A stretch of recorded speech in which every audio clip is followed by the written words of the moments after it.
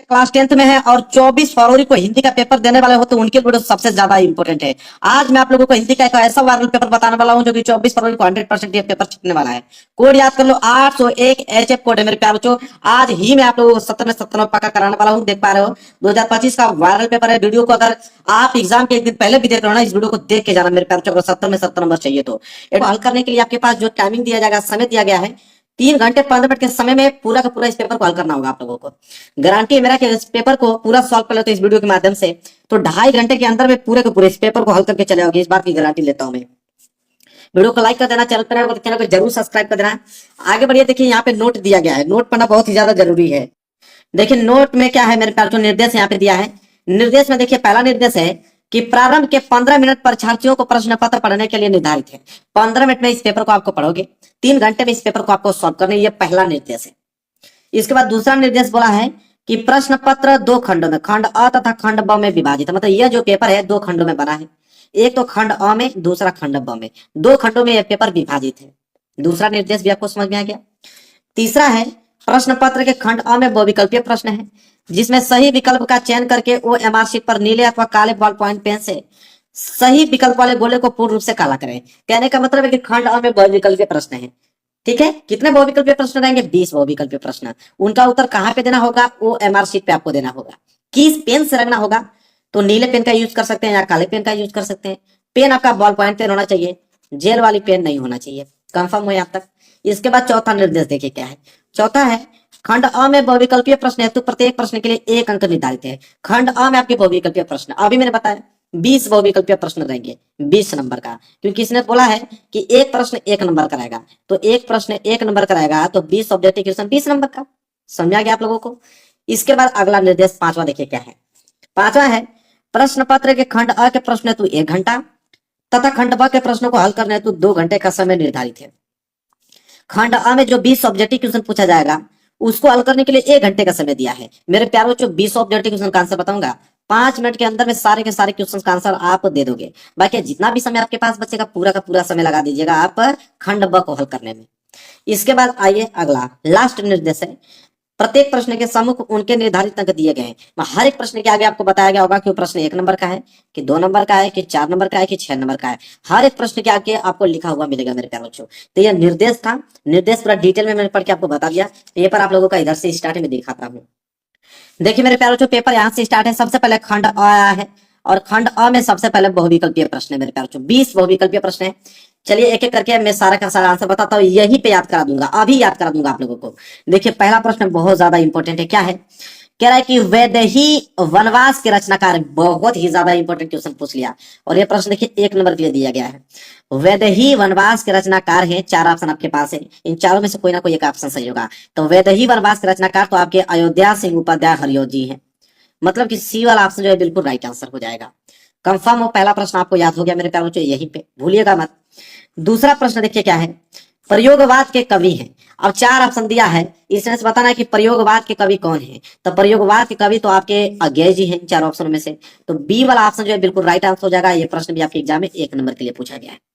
दोनों प्रश्न आपको याद हो गए। तीसरा प्रश्न देखिए क्या है। कह रहा है कि भाव विलास के रचनाकार हैं। और यह प्रश्न भी आपके एग्जाम में 1 नंबर के लिए दिया गया है। तो भाव विलास के रचनाकार इन चारों ऑप्शन में से कौन है मेरे प्यारे बच्चों? वह है आपके देव जी। यह प्रश्न इतना ज्यादा इंपॉर्टेंट है कि आपको क्या ही बताएं। भाव विलास वाला बहुत ज्यादा इंपॉर्टेंट है, दे भी दिया। चौथा प्रश्न देखिए क्या है। छत्रसाल दशक किसकी रचना है? यह प्रश्न भी 1 नंबर के लिए है। तो छत्रसाल दशक किसकी रचना है इन 4 ऑप्शन में से मेरे प्यारे बच्चों? तो वह है आपकी भूषण जी की। किनकी रचना है? भूषण जी की रचना है। सी वाला ऑप्शन जो है बिल्कुल राइट आंसर हो जाएगा। क्वेश्चन नंबर 4 का सी। क्लियर है? आगे देख लीजिए क्वेश्चन नंबर 5। कला और बूढ़ा चांद के रचनाकार हैं। यह प्रश्न भी आपके एग्जाम में 1 नंबर के लिए दिया गया है। तो कला और बूढ़ा चांद के रचनाकार इन चारों ऑप्शन में से कौन है मेरे प्यारे बच्चों? वह है आपके सुमित्रानंद पंत जी। कौन है? सुमित्रानंद पंत जी है। डी वाला ऑप्शन जो है बिल्कुल राइट आंसर हो जाएगा। कला और बूढ़ा चांद के रचनाकार सुमित्रानंद पंत जी। इसके बाद अगला प्रश्न देखिए, प्रश्न नंबर 6 क्या है। कह रहा है कि नीड का निर्माण फिर किस विधा की रचना है? ये प्रश्न भी आपके एग्जाम में 1 नंबर के लिए दिया गया है। नीड का निर्माण फिर किस विधा की रचना? बहुत ही ज्यादा इंपॉर्टेंट है। तो आत्मकथा विधा की रचना है मेरे प्यारे बच्चों। आत्मकथा विधा की रचना है। बी वाला ऑप्शन जो है बिल्कुल राइट आंसर हो जाएगा क्वेश्चन नंबर 6 का।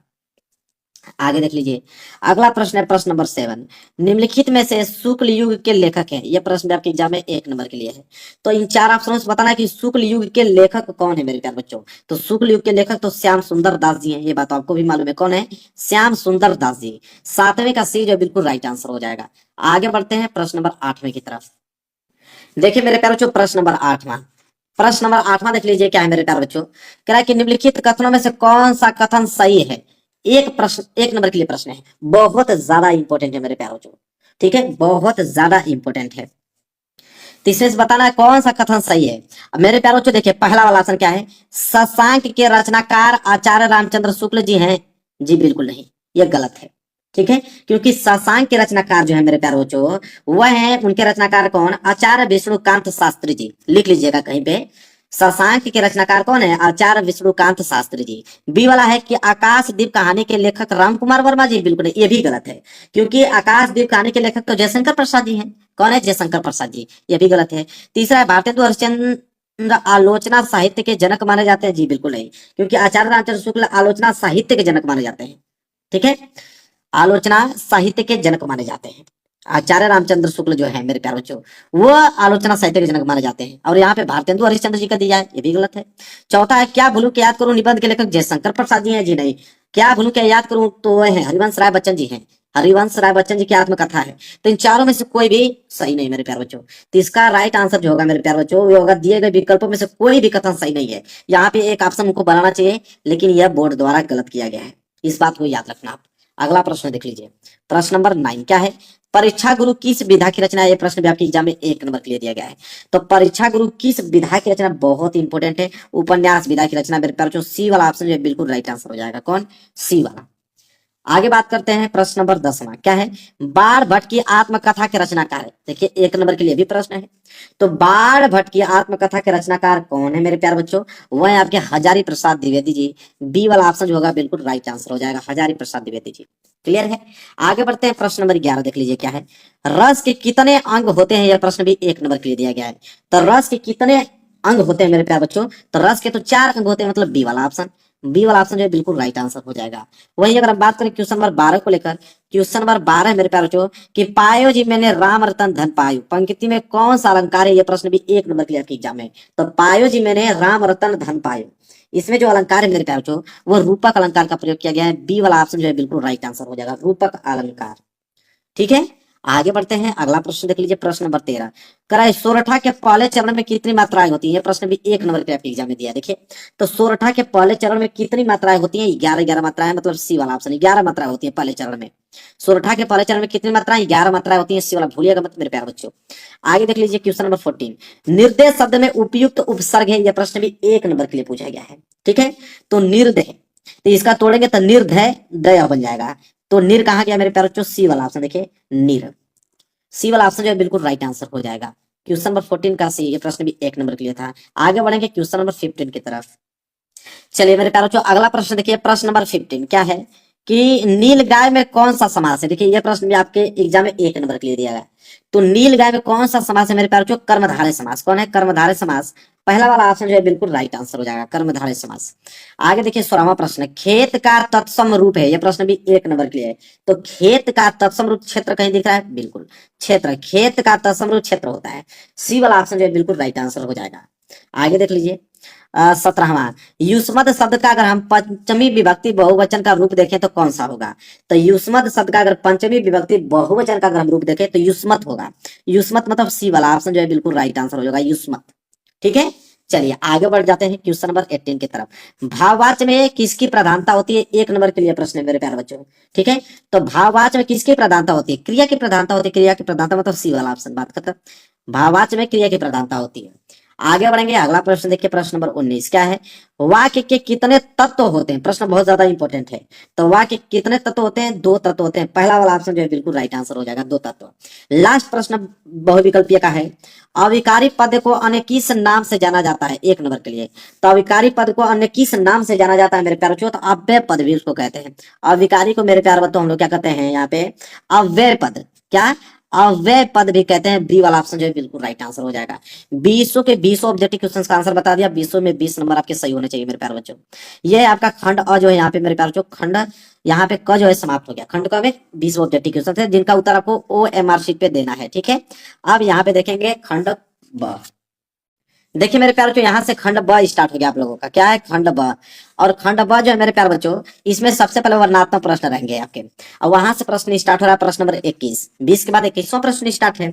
बोला कि निम्नलिखित गद्यांश पर आधारित 3 प्रश्न के उत्तर दीजिए। यह गद्यांश है। इस गद्यांश के नीचे 3 प्रश्न है, 2-2 नंबर के हिसाब से 6 नंबर दिया जाएगा। एक गद्यांश है।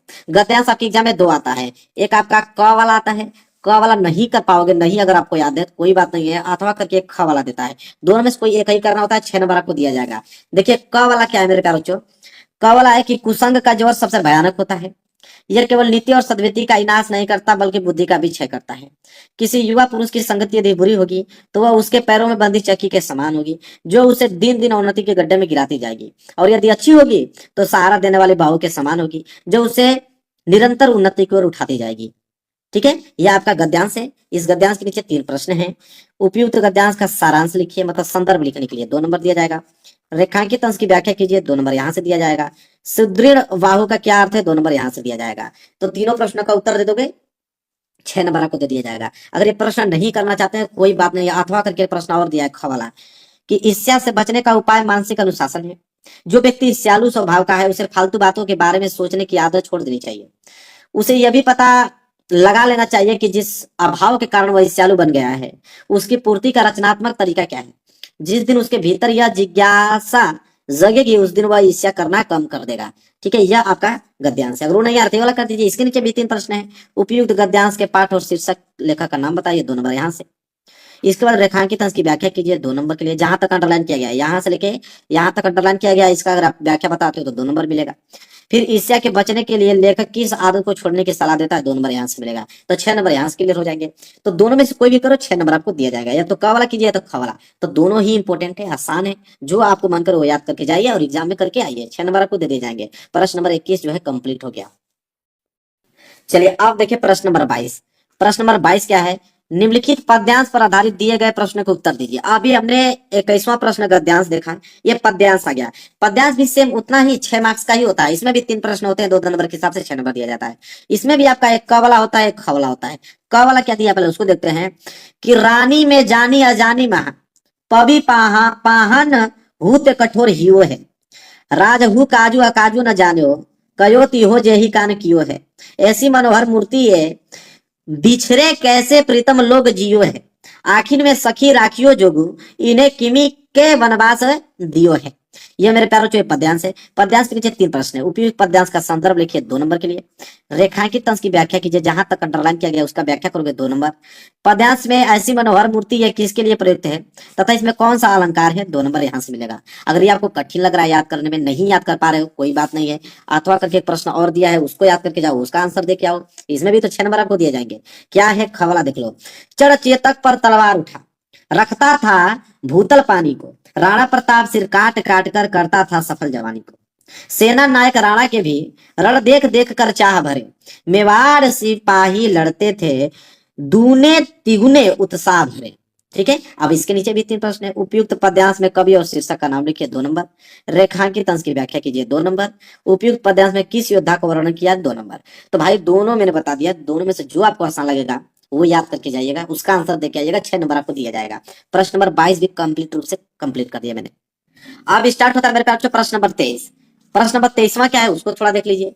निम्नलिखित संस्कृत गद्य अवतरणों में से किसी एक अवतरण का संदर्भ लिखिए। अब यह संस्कृत का गद्यांश आ गया।